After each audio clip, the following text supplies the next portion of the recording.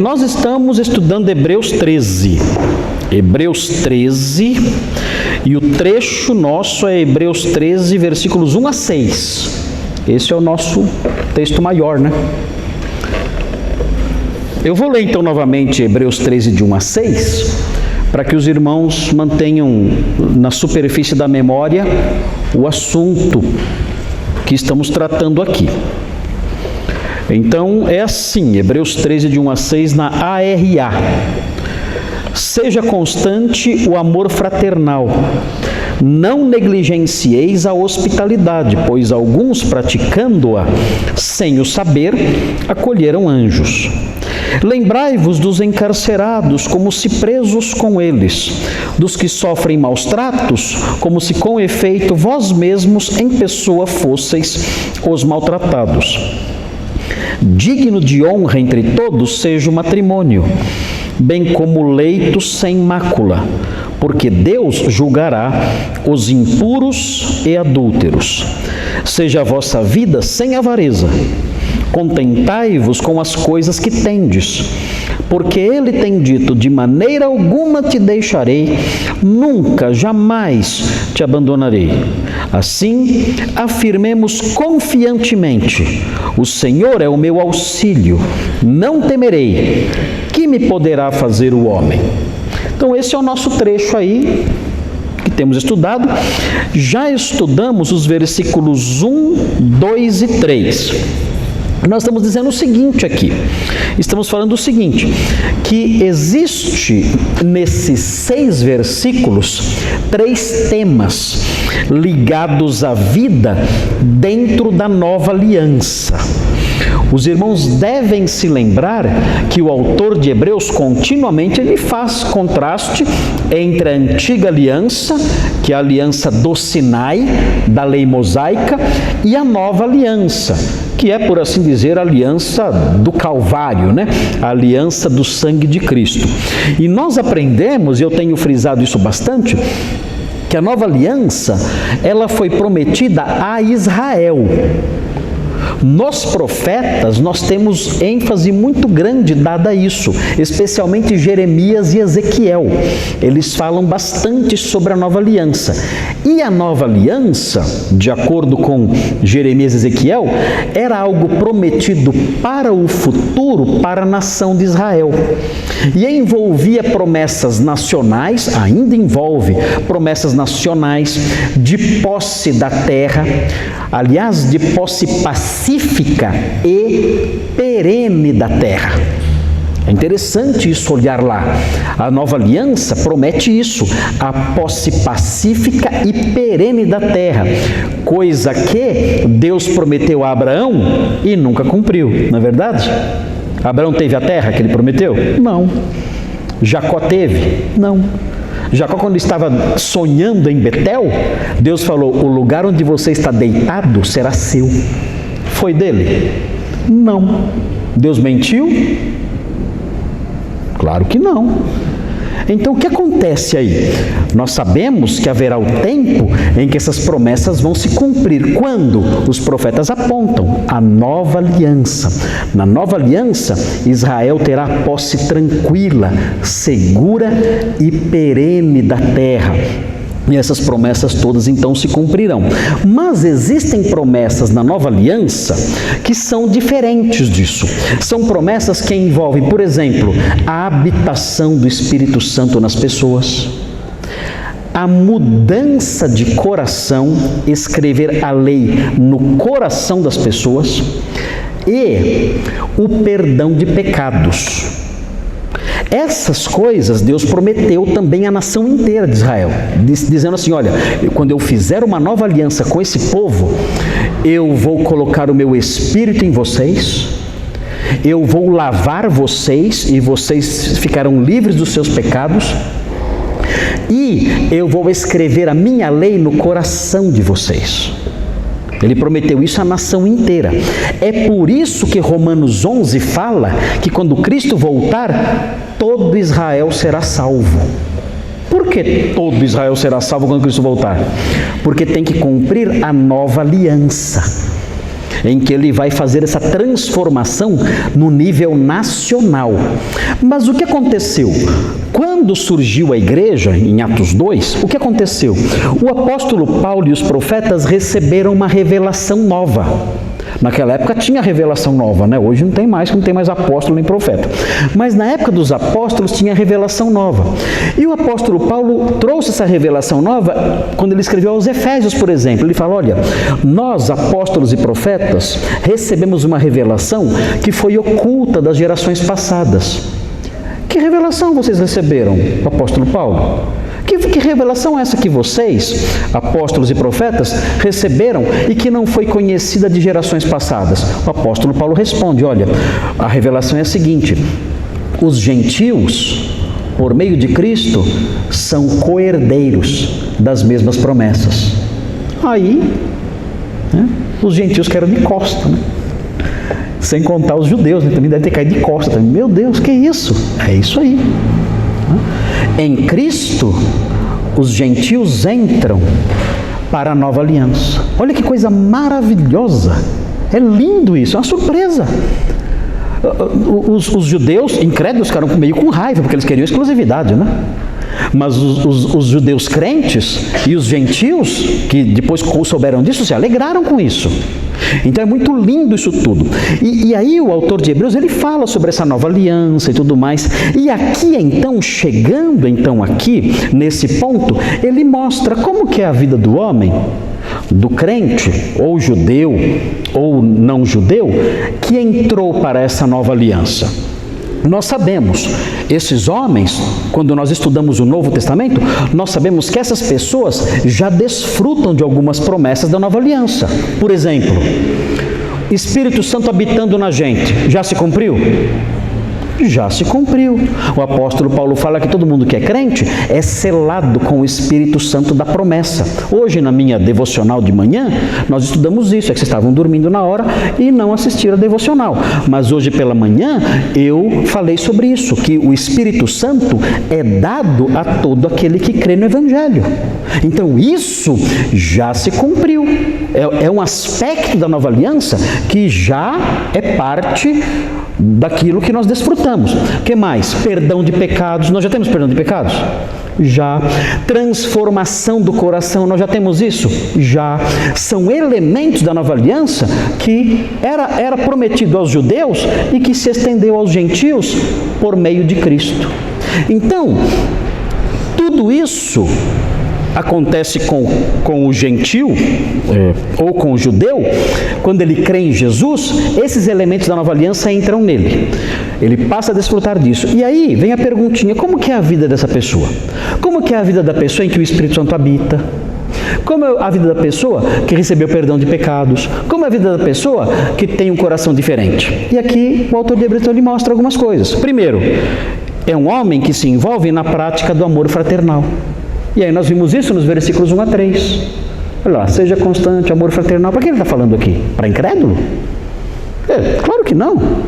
Amor fraternal. Aqui é o amor exercitado dentro de uma fraternidade, dentro de uma família, dentro de uma irmandade.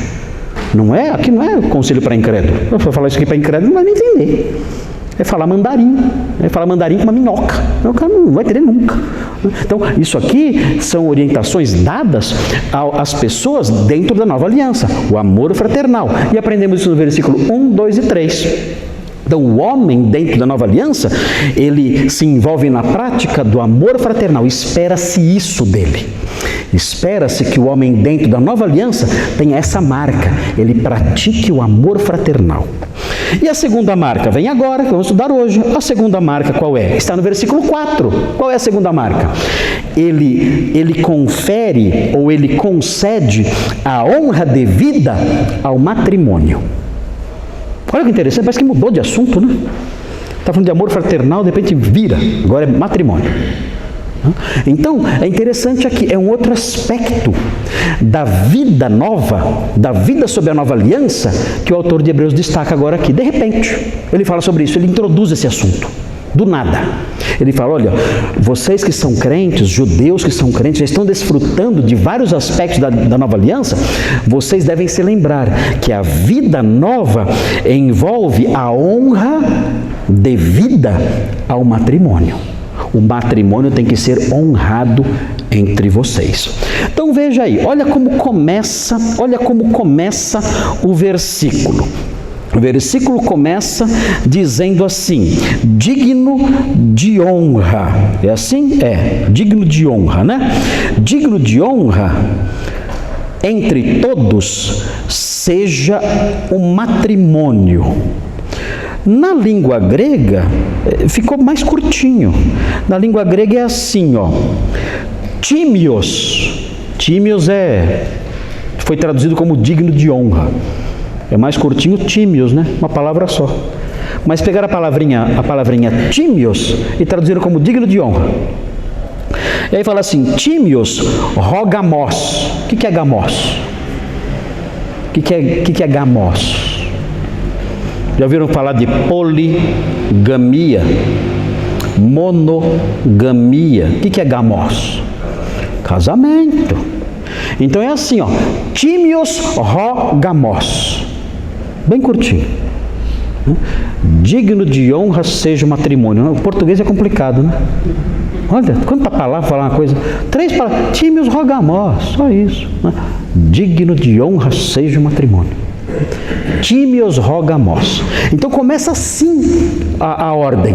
Tímios rogamos. Agora, aqui, quando o tradutor colocou digno de honra, ele tentou explicar o que é tímios. Tímios, na verdade, o significado de tímios é precioso. Então é assim, ó, precioso o casamento. Só que tinha que colocar um verbinho, né? Porque senão no grego não tem o verbinho. Então colocou, precioso seja o casamento. Precioso seja considerado o casamento. Tem que explicar porque o grego é muito telegráfico. Fica faltando palavrinhas. O casamento tem que ser considerado precioso. Essa é a palavra que aparece aqui, precioso. O pastor Thomas tinha um cachorro que chamava Tímios, mas não valia nada esse cachorro, né? Porque era um cachorro, era um Rottweiler que não atacava ninguém, né? Então, ou seja, era um cachorro que tinha o nome de Tímios, mas não valia nada. Aqui, Tímios é o que vale, mas é algo valioso no sentido até material. Por exemplo, dá uma olhadinha em Apocalipse 18:12. Apocalipse 18:12. Tímios. Tímios, veja lá onde está ali, Ronaldo, ache para nós. Apocalipse 18:12. Tímios, valioso, precioso, algo de grande valor. Olha lá, Apocalipse 18:11. 12. Falando aqui sobre o comércio da Babilônia, aquele sistema político e comercial do fim dos tempos, que será destruído quando o Senhor voltar, né? É chamado de Babilônia, esse sistema comercial, cultural, político que domina o mundo, é chamado de Babilônia. E aqui fala do comércio, olha o comércio da Babilônia, mercadoria de ouro, de prata, de pedras, olha lá, tímios. É algo de valor material, pedras preciosas. Ali aparecem as duas palavras, litos, que é pedra, e tímios, que é precioso. Então, isso aparece lá, dando a ideia, olha, o casamento tem que ser considerado assim também. O casamento, quando eu falo sobre casamento, tem que pensar numa pedra preciosa, em algo de muito valor. Não é qualquer coisa, não é lixo, como dizem por aí afora. Não deve ser tratado como coisa que não vale nada. Não, eu devo pensar no casamento não como uma poça de lama, mas como um diamante, uma pedra preciosa. Olha outro uso da palavra, além de ser aplicado a coisas materiais, olha 1 de Pedro 1,19, onde aparece a palavra tímios de novo. 1 de Pedro 1,19. Tímios rogamos. Tem que decorar essa palavra, essa frasezinha. Facinho, né? Tímios rogamos. Olha que fácil falar isso. Você sabe falar isso, pastor Thomas? Sei. Fala aí, então.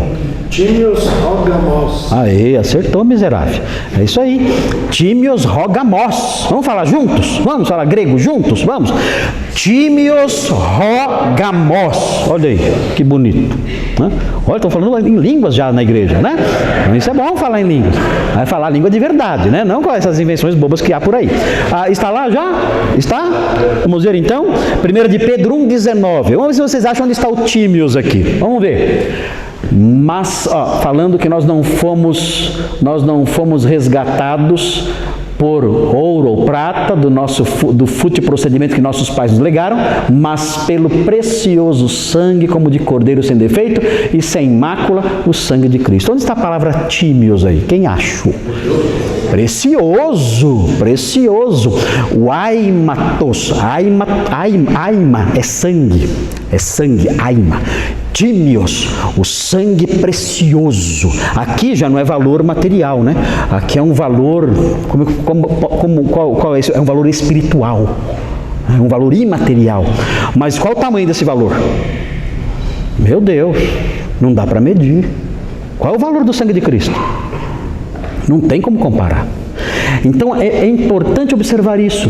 A mesma palavrinha que é usada por Pedro para descrever o valor do sangue de Cristo, a mesma palavrinha que é usada por João para descrever o valor de pedras preciosas, essa mesma palavrinha é usada para descrever o modo como devemos olhar para o casamento. O casamento é precioso. O meu não é tanto. O seu casamento deve ser visto por você como algo intocável. Assim, de um valor simplesmente inimaginável. Ele deve ser mais precioso do que o seu bem-estar, mais precioso do que os seus sonhos, mais precioso do que todo o seu patrimônio. Se você tiver que vender sua casa e todos os seus bens para manter seu casamento, faça isso, porque seu casamento vale mais. Ele é precioso. Agora, quem gostaria de descrever o modo como os incrédulos que não estão dentro da nova aliança descrevem o casamento? O que vocês acham? Como os incrédulos veem o casamento? Um submarino? Foi feito para afundar. Olha que lindo, né? Que lindo.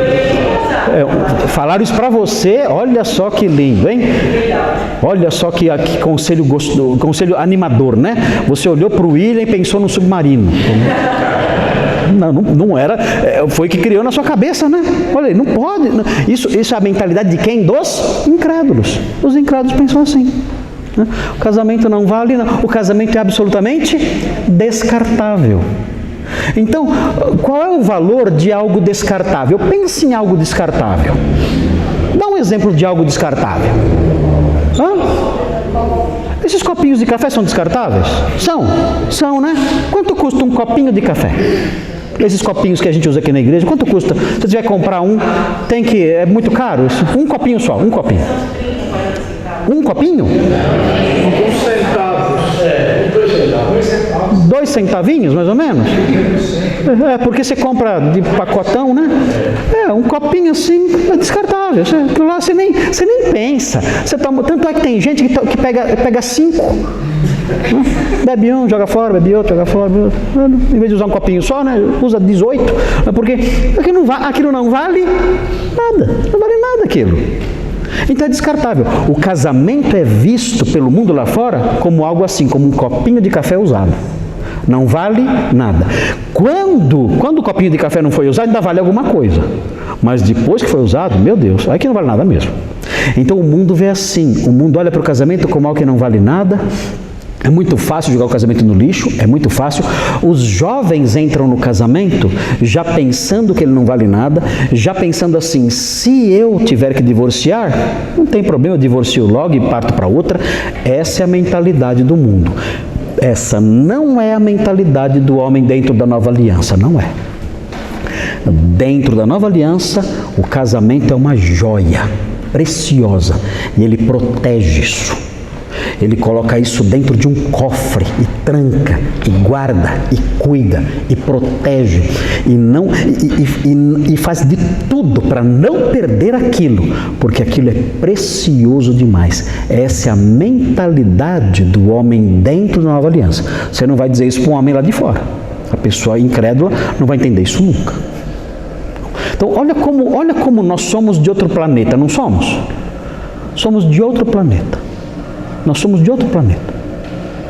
O que é triste é ver crente abraçando essa mentalidade ou a do mundo? Tem crente, tem pastores abraçando a mentalidade do mundo, dando a entender que o casamento não vale nada. É lixo. Não está contente? Chute e parta para outra. Antigamente, houve uma fase na minha vida em que eu ficava assustado ao saber que os casamentos, quando saiu uma estatística que me assustou na época. Isso, quando foi? Acho que foi por volta no comecinho dos anos 2000, mais ou menos, ou um pouquinho antes. Eu fiquei assustado quando me disseram que os casamentos estavam durando 5 anos. Eu fiquei assustado. Hoje, os casamentos estão durando 5 meses. Meses. Tem casamento que não dura depois da lua de mel. Tem casamento que chega no final da lua de mel, acabou a lua de mel, acaba o casamento. Vão lá e divorciam depois da lua de mel. É aterrador. No domingo separou. Oi? Teve um que casou no sábado, no domingo separou. Fez festa tudo no sábado, no domingo, tchau. É até burrice isso, não? Não é até burrice isso aí? Ele casou no sábado, Família reuniu, fez uma festa, no domingo separou. Olha aí, esse bateu recorde, hein? Foi 5 horas então isso aí. Caiu para 5, não é mais nem 5 meses, 5 horas agora. Gente, o que pode? Como pode algo assim? Isso aí é a falta do ensinamento bíblico. Olha como o texto é claro em dizer: digno de honra, precioso, como uma joia. É a mesma palavra que define o valor do sangue de Cristo, é tímios. O casamento é precioso, cuide dele, preserve, proteja. Nós estamos na nova aliança, a nossa mentalidade é diferente. Muito bem, aí continua. Digno de honra então, né? Tímios rogamos. E aí vem uma expressãozinha que é meio estranha, né? O que diz aí na sequência? Digno de honra o quê? Como fala o texto? Digno de honra entre todos. O que significa entre todos?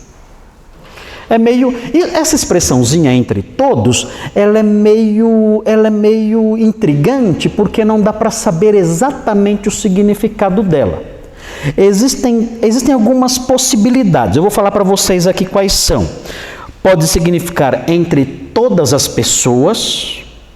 Então eu estaria dizendo o seguinte: olha, entre todos vocês aí, meus leitores, todos vocês considerem o casamento precioso. O casamento deve ser considerado precioso entre todos vocês, ou seja, todos os crentes devem pensar assim, ok? Essa é uma possibilidade. Outra possibilidade: o casamento deve ser considerado precioso entre todas as coisas. Então tem muitas coisas, não tem? Tem o trabalho, tem os estudos, tem o que mais? Tem os filhos. Tem várias coisas na vida, né? Então, entre todas as coisas, o que é o mais precioso? O que deve ser considerado realmente precioso? O casamento. Essa é uma outra possibilidade. Entre todas as coisas, o casamento deve ser considerado precioso. Essa é a segunda possibilidade. Qual é a terceira possibilidade? A terceira possibilidade é assim, olha. O casamento deve ser considerado precioso em todos os aspectos. Quais são os aspectos que envolvem o casamento? Convivência. O que mais? Vida sexual. O que mais? o cuidado do marido, o dever do marido de cuidar da esposa, o dever da esposa de ser submissa ao marido, são os vários aspectos do casamento. Então, o casamento deve ser considerado precioso em todos os aspectos, sob todos os ângulos, o casamento deve ser considerado precioso. Qual dos três vocês preferem? Difícil, né? Difícil. Entre todas as pessoas, entre todas as coisas, ou sob todos os aspectos? Difícil, né? Tem outra tradução aí? O que você acha, Carol? Você ia falar? Os três? Nenhum deles é errado, né? Algum deles é errado? Não. Tem outra tradução para a gente ver se tem alguma preferência? Tem outra tradução? Ou não tem nenhuma tradução diferente?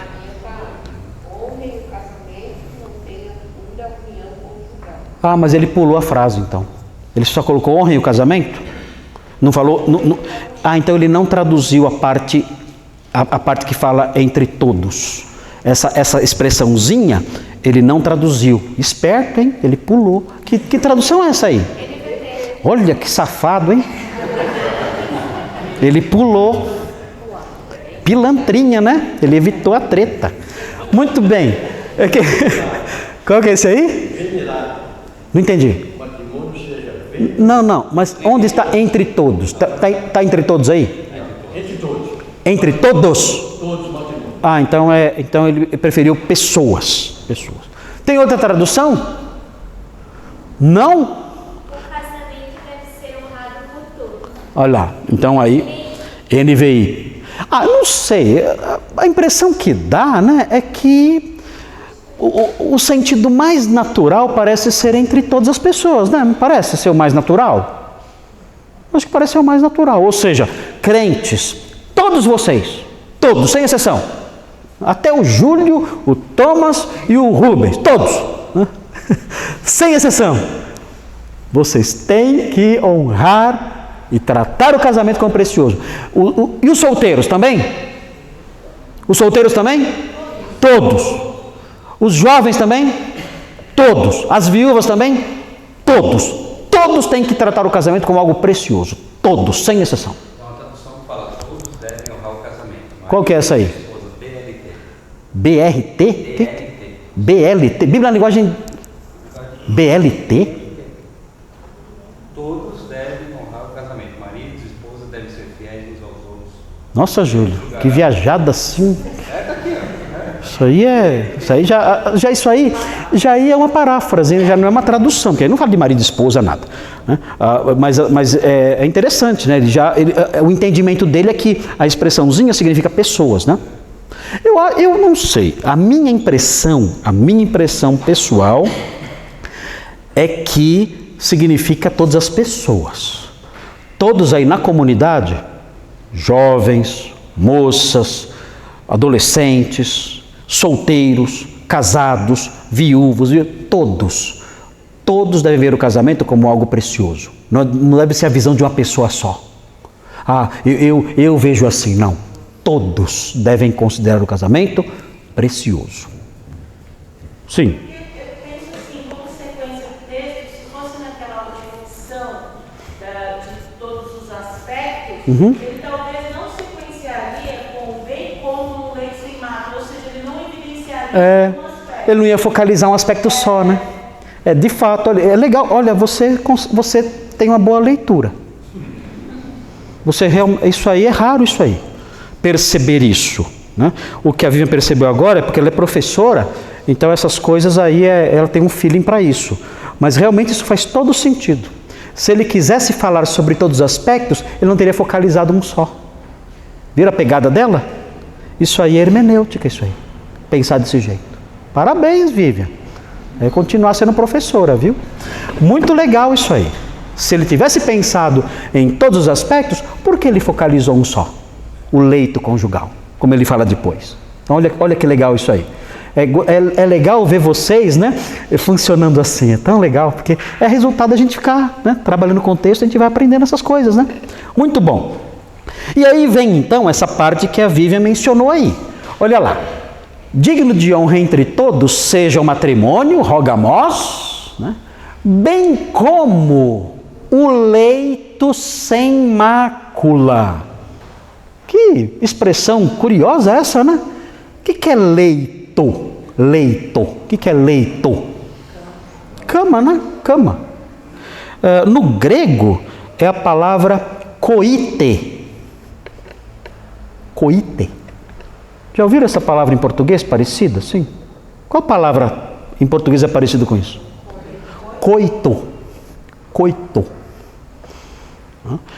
E a palavra sem mácula é a palavra amiantos. Amiantos. Não tem amianto. Não tem amianto. Amianto, o que é amianto? É um metal? Aquilo é amianto? Aquilo é amianto? Tá certo. As telhas são de amianto, né? Então, aqui amianto significa sem mácula. Amianto. Aqui é a tônica é no mi, né? Amiantos. É o coite amiantos. Coite amiantos. É o leito feito de telha brasilite. É o leito feito de amianto. É o leito sem mácula. Agora, note bem, a palavrinha coite, que passou para o português como coito, significa leito, cama, e significa também concepção. As duas coisas. Significa cama e significa concepção. Logo, quando fala sobre leito aqui, o sentido é o quê? É do sono. Está se referindo ao sono? Não. Está se referindo à relação sexual. Ok? Então o texto está dizendo o seguinte, olha, vocês devem considerar preciosa a relação sexual. Mas qual relação sexual eu devo considerar preciosa? Qual? A relação sexual que é sem? É a relação amiantos. Amiantos. É a relação sem mácula. Isso está associado a quê? Claro, ao gamos, ao casamento. Isso significa que a relação sexual, o coite, né, o coito, no casamento, é um leito, é um coito imaculado. Importante aprender isso. A relação sexual dentro do casamento é imaculada. Por que isso é importante aprender? Porque, gente, tem muito evangélico que acha que o sexo no casamento é tão sujo quanto fora. Vocês não têm ideia do que o povo evangélico pensa. Vocês não têm ideia. Tem igrejas que falam assim, olha, na semana da ceia, uma semana antes da ceia e uma semana depois da ceia, você não pode ter relações sexuais com a sua esposa. E pior, tem ceia toda semana. Aí, melhor ser solteiro, né? Já imaginaram isso? Agora, notem bem, essa mentalidade, e tem coisa pior, gente, vocês não sabem a escravidão que esse povo vive lá fora por causa da ignorância. A ignorância é o maior instrumento de escravidão que existe. A ignorância é um pelourinho. A ignorância é, como chama aquela...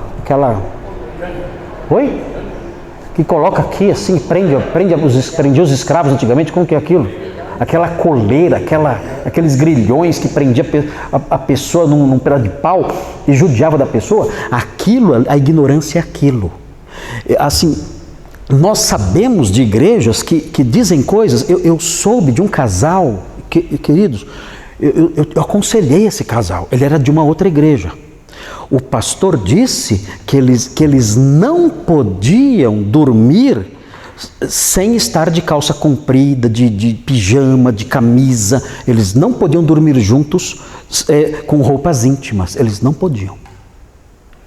E só podiam ter relações se fosse para ter filhos, só.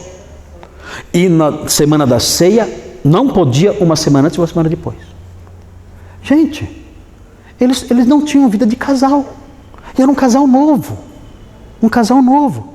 E vieram contar isso para mim. Eu falei, mas quem disse isso para vocês? Ah, o pastor. Esse homem não é... Esse homem... Meu Deus, esse homem é um hipócrita. Deve ser o maior devasso que existe. E ele leva vocês debaixo de um jugo terrível, escravizando vocês pelo medo. Que ele dizia, se Cristo voltar e você tiver de roupas íntimas. Então como é que você toma banho? Toma banho de roupa também? Toma banho de terno e gravata? E se Cristo voltar na hora do banho, como é que faz? Minha mãe tomava banho rapidinho. Olha lá. Para Jesus não voltar e ela ficar. Olha aí.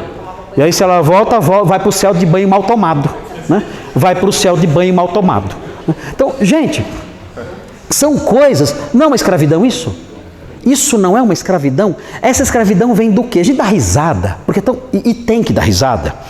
Tem que dar risada porque é ridículo.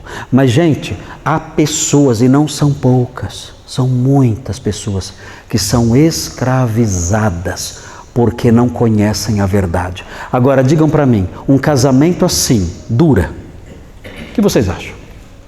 Vocês acham que esse casamento vai perdurar? Claro que não.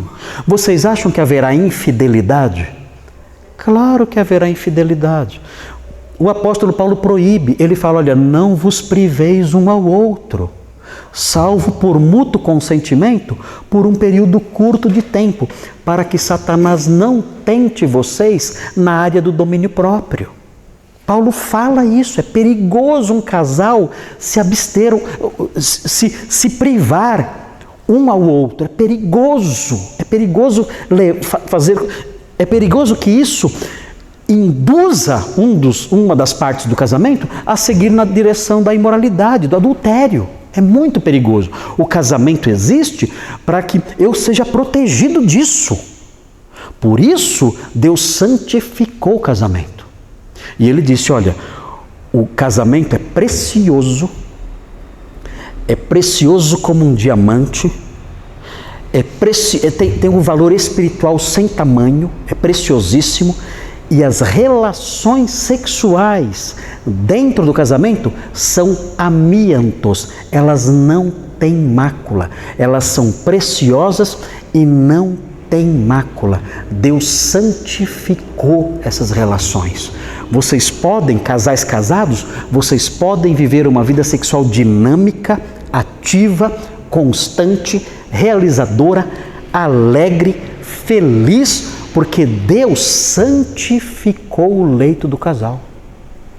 Isso é libertador e nos protege de perigos e de desvios e de quedas. É muito importante isso, muito importante. E quem não sabe disso, acaba caindo em armadilhas terríveis e em sofrimentos terríveis. Muito bem, cada coisa que tem, né? Já pensou? O pastor falar isso para a pessoa? A escravidão em que vivem, né? Pastor, eles também dizem que o pecado que Adão e Eva cometeram... Sim, exatamente, falam isso também. A Igreja Católica fala isso. Que o pecado de Adão e Eva foi terem relação sexual. A maçã era isso, maçã sei lá o quê, né? O fruto era isso. Então são coisas absurdas. Assim, isso é antigo. Eu me lembro que alguns anos atrás eu li uma biografia de Santo Agostinho, do Peter Brown. É a biografia mais completa de Agostinho que existe. Eu gosto de Agostinho, então eu lia bastante, né? E eu li essa biografia dele e ele fez uma pesquisa ampla, o Peter Brown. Assim, quem gosta de ler aqui na igreja, você comprar o livro dele, chama Santo Agostinho, A Biografia, de Peter Brown. É uma biografia volumosa, mas tem tudo lá sobre Agostinho. E ele fala que Agostinho, na época ele era pastor no norte da África, olha gente, que absurdo, ele falou que, ele conta que os membros da igreja se casavam e faziam um voto de castidade. Casados. Porque achavam que isso era ser santo. Aí Agostinho soube E Agostinho não era casado.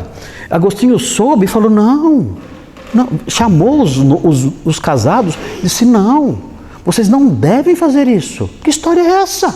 Vocês se casam e fazem voto de castidade, depois de casar, faz voto de castidade antes então, e fica solteiro mais da vida, como fala Paulo em 1 Coríntios 7, mas não depois de casados. Depois de casados, vocês têm que viver uma vida dinâmica, sexual dinâmica. Ele deu bronca neles. E ele falou o seguinte, olha, fiquem tranquilos que quando vocês estiverem no leito conjugal, há um apóstolo abençoando aquele leito. Ele falou, figuradamente, né? Porque é o apóstolo no sentido de o texto apostólico santificava o casamento, né? Aí o Peter Brown até dá risada, ele fala assim, ninguém queria, né, ter relações sexuais pensando que tem um apóstolo no quarto, né? Mas ele usava essa figura de linguagem para lembrar que, olha, o apóstolo no caso é o ensino apostólico, né? Há um ensino apostólico santificando isso, não é que o apóstolo está lá assim, nada disso, né? Senão o apóstolo vai ser um voyeur, né? Bom, enfim, agora veja a sequência, o que vem agora então, digno de honra entre todos seja matrimônio, bem como leito sem mácula, esse aspecto positivo, é tudo santo aí, é tudo santo, sem mácula e precioso. Agora o que vem agora? Agora vem o aspecto negativo, porque Deus fará o quê? O que ele vai fazer? Julgar. Note bem, nós temos que lembrar o seguinte, nem sempre as traduções do texto para a nossa língua, nem sempre basta simplesmente fazer o correspondente da língua grega para o português. Quando nós pensamos em julgar, nós pensamos num processo de análise das coisas, não é isso? Deixa eu julgar essa situação, deixa eu julgar deixa eu julgar esse filme, ver se é um filme bom. Deixa eu julgar essa situação, ver quem está com a razão, quem não está.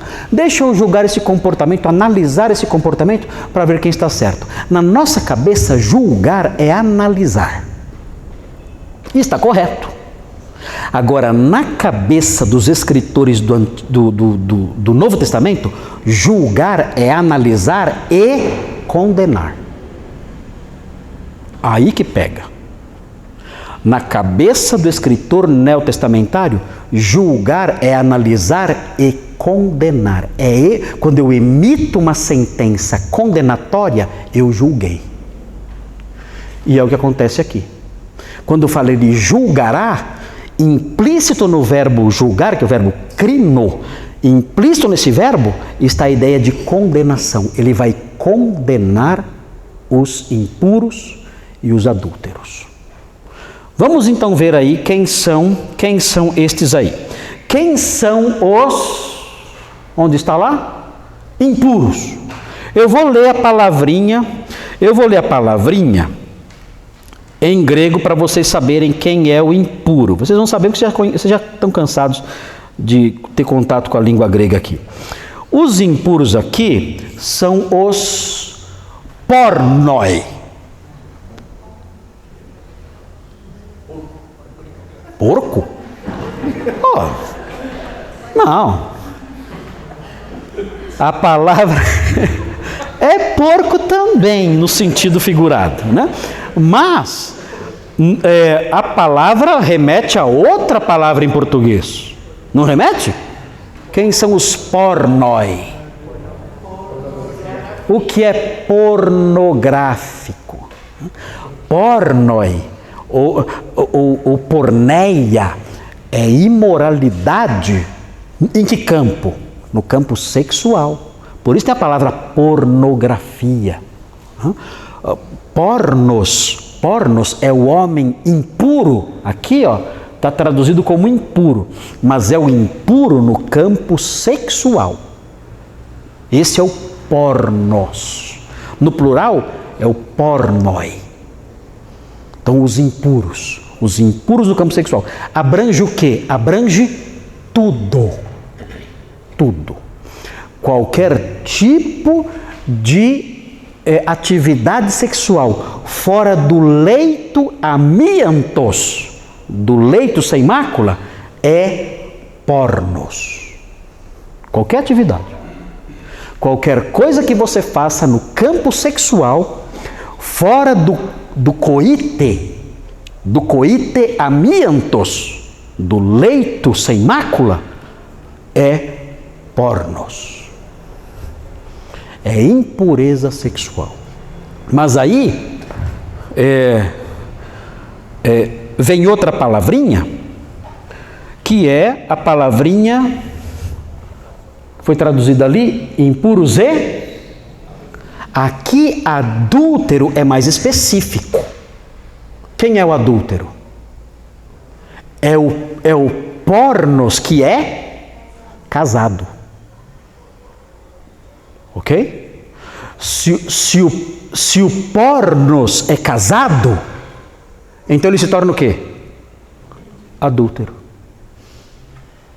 Ok? Então, pornos é o termo mais genérico, abrange qualquer um.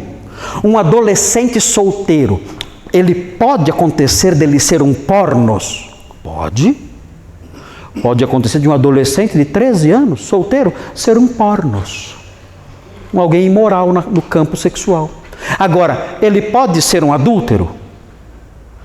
Pode até ser se ele tiver relações com uma pessoa casada.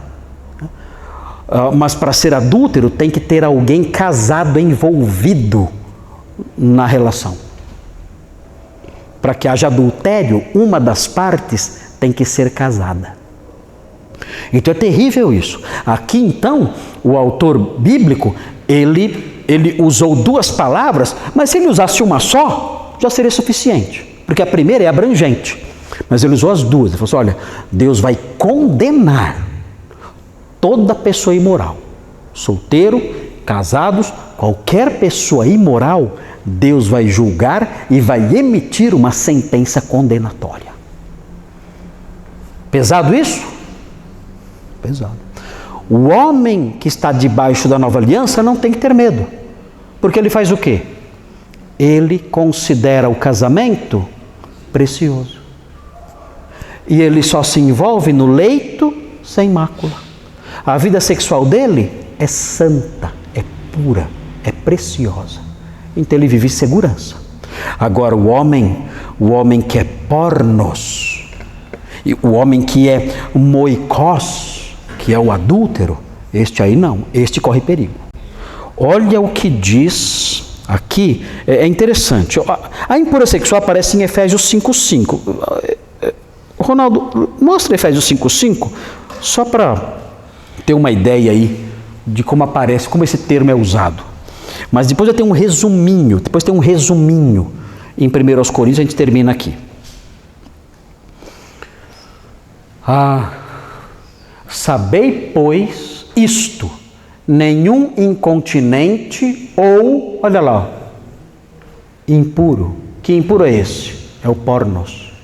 É o impuro no campo sexual.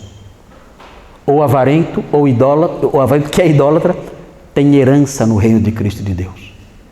Então ele fala para os crentes, não se envolvam com isso, porque isso é coisa de gente perdida.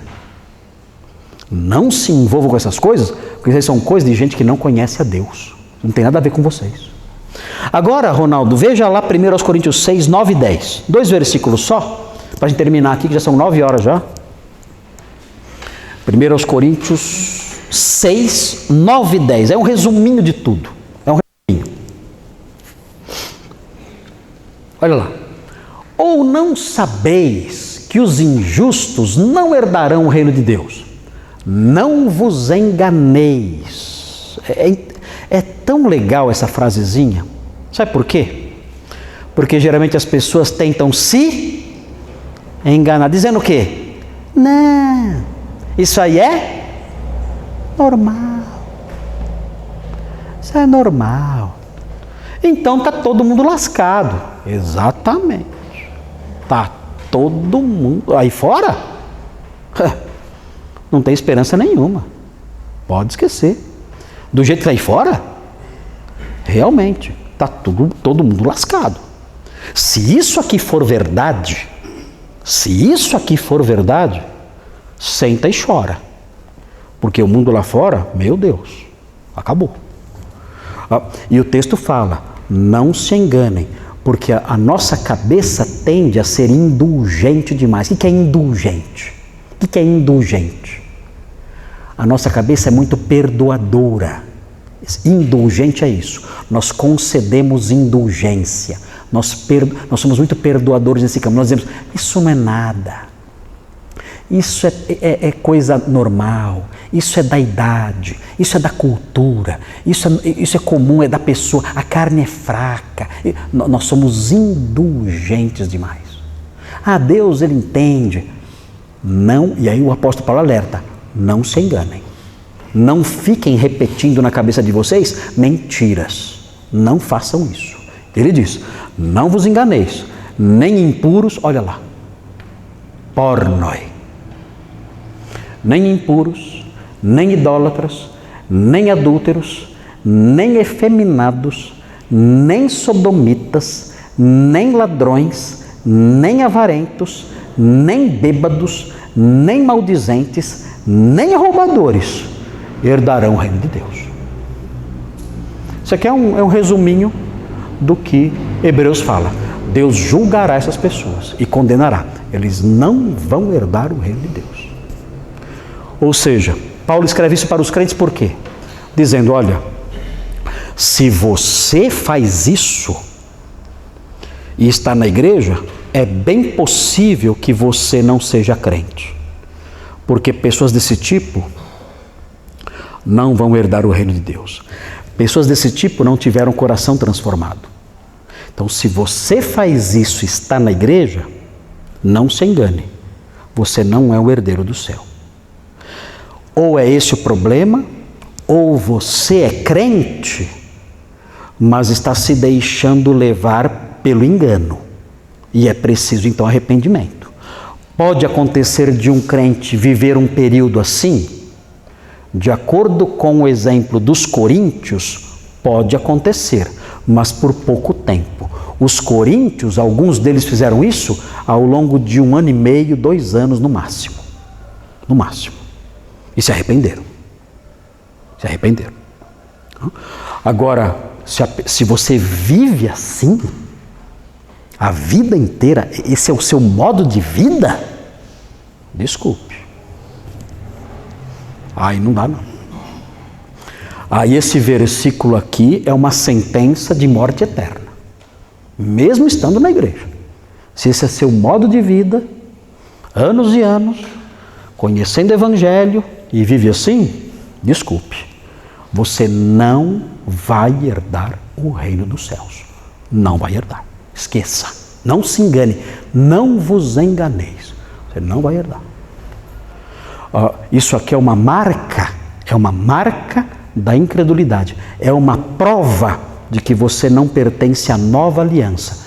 Porque o homem que está dentro da nova aliança, ele tem o Espírito Santo habitando nele. Ele tem o perdão de pecados e ele tem a lei de Deus gravada no coração. Ele foi transformado. Ele não vive assim.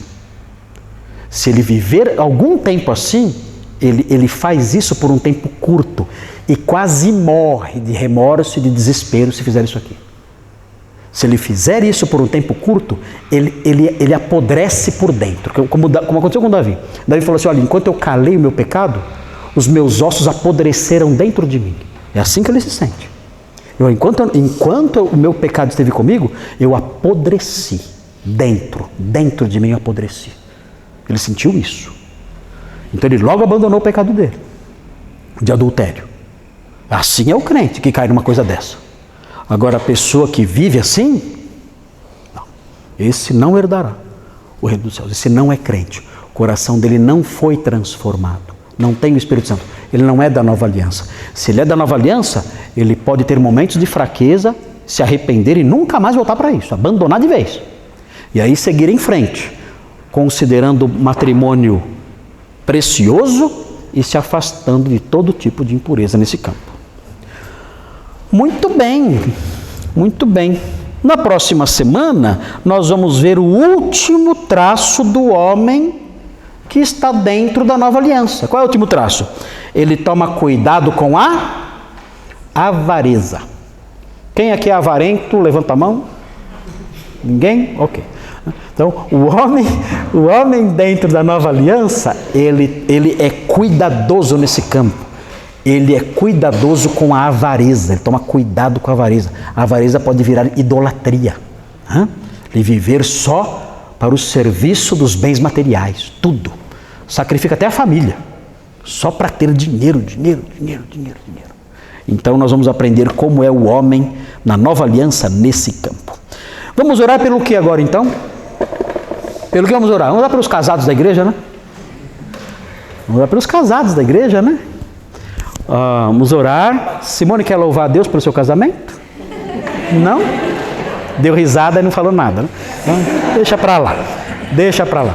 Mas enfim, sim. Tem como fazer, não sei se é correto fazer aquele link aí com a igreja de Éfeso, aquela que era doutrinariamente correta, mas se afastou do amor. No caso, aquele leito, imátula, é bom, retinho, mas tudo correto, porém... Tem gente que...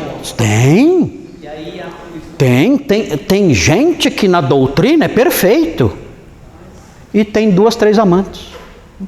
Não falo, doutrinariamente está correto. Oi? Doutrinariamente está correto. Sem uma vida desviada, porém, sem amor dentro daquele lei. Sim. Na igreja de Éfeso. Assim, você fala o casamento ser assim? O casamento é paralelo à igreja de Éfeso. Sei, a pessoa ter uma vida sexual normal, mas não ter amor pela esposa? Exatamente. É assim. O amor na Bíblia, a gente tem que sempre lembrar isso. O amor na Bíblia não é algo involuntário. O amor na Bíblia não é uma coisa que acontece, um acidente. Eu sinto aquela emoção e é involuntário. Não. O amor na Bíblia é uma decisão. É uma ação. Eu amo a minha esposa, então eu devo amar minha esposa. A ordem é amai vossas esposas. Então isso significa promover o bem e a felicidade dela. Promover o bem e a felicidade dela inclui realizá-la no campo físico. A minha esposa tem que ser uma mulher realizada no campo sexual. Eu tenho que amá-la e me preocupar com isso. Eu tenho que me preocupar em fazer com que ela viva uma vida sexual de satisfação. Eu tenho que cuidar disso. Isso é uma atitude de amor. Eu vou me dedicar para que ela seja feliz nesse campo também. Então, não podemos pensar no amor como um sentimento, uma paixão, coração batendo forte. Não é isso. Isso é até bonito, e se tiver, é ótimo. Mas se não tiver, não faz diferença nenhuma. O amor é uma decisão, é responsabilidade. Eu olho para aquela mulher e eu devo dizer, eu tenho que protegê-la, torná-la feliz e suprir todas as suas necessidades. E me esforçar por isso. Isso é o amor. E Deus honra isso. Então Deus. Tem relação com aquela igreja, são aspectos diferentes. São aspectos diferentes, são. Nada a ver. Tá? Vamos orar, sim. Mas eu não sei, a dúvida do Jimmy não seria em relação a você que está falando em Apocalipse 2:4, tenho porém contra ti que abandonaste o teu primeiro amor, é isso? Exatamente. É desse primeiro amor que ele está falando? Não, ele fez um paralelo. Ele fez um paralelo, aconteceu isso no casamento. Ele fez um paralelo com isso aí. A igreja de Éfeso abandonar o amor que ele tinha pelos irmãos no começo e ser muito rígido na ortodoxia doutrinária, ali muito rígido na ortodoxia, né? E não amar os irmãos. Então eu tenho um conceito correto, mas na prática eu não amo meu irmão. Então, é um defeito que muita gente tem. Ele quis traçar um paralelo com o casamento. Eu ter uma vida sexual ativa, mas eu não amar minha esposa. É isso que ele estava falando. Então, o que eu estou dizendo é que o dever de amar envolve, inclusive, ter essa vida sexual ativa. Isso é amar a esposa, para que ela se torne uma mulher realizada, feliz. Então, isso é muito importante isso. Isso faz parte do amor do marido pela esposa, e a esposa deve amar o marido também. Ela deve olhar para o marido e dizer, eu tenho que tornar esse homem alguém realizado no campo sexual. Eu tenho que promover o bem dele, inclusive nesse campo. Meu marido tem que ser um homem realizado sexualmente. Isso é amá-lo e isso vai fazê-lo feliz. E eu vou me esforçar por isso e me dedicar a isso. Tem que ser assim. A esposa tem que ser assim e o marido tem que ser assim. E isso é santo, bom, puro, verdadeiro. Nenhum casal crente tem que se envergonhar disso. Nenhum. Tem que viver assim. Dentro do quarto do casal, isso é considerado correto, santo, justo, bom e necessário. Isso protege o casal. E Deus aprova e abençoa. Bom? Vamos fazer oração? Senhor Deus, abençoa os casais da igreja, os casais casados. Faça com que esse versículo seja vivido pelos irmãos aqui da igreja, casados, e que o Senhor nos ensine sobre os perigos terríveis da imoralidade. E que saibamos, ó Deus, pensar corretamente, viver corretamente no que diz respeito a esses deveres matrimoniais. Abençoa a nossa igreja, os casais que estão aqui, nas diversas fases da vida, que cada casal saiba se ajustar àquilo que a sua palavra ordena. E desse modo tenhamos casais felizes, obedientes, alegres, realizados, fazendo a sua vontade, que é sempre pura, santa e proveitosa, promovendo sempre naqueles que a cumprem felicidade e realização. Ajuda-nos nisso e abençoa-nos, pedimos. Queremos suplicar que o Senhor nos leve em segurança para casa agora, que o Senhor guarde as nossas vidas e faça com que cheguemos em casa bem e encontramos tudo em ordem, debaixo da sua graça e da sua paz. Em nome de Jesus pedimos. Amém.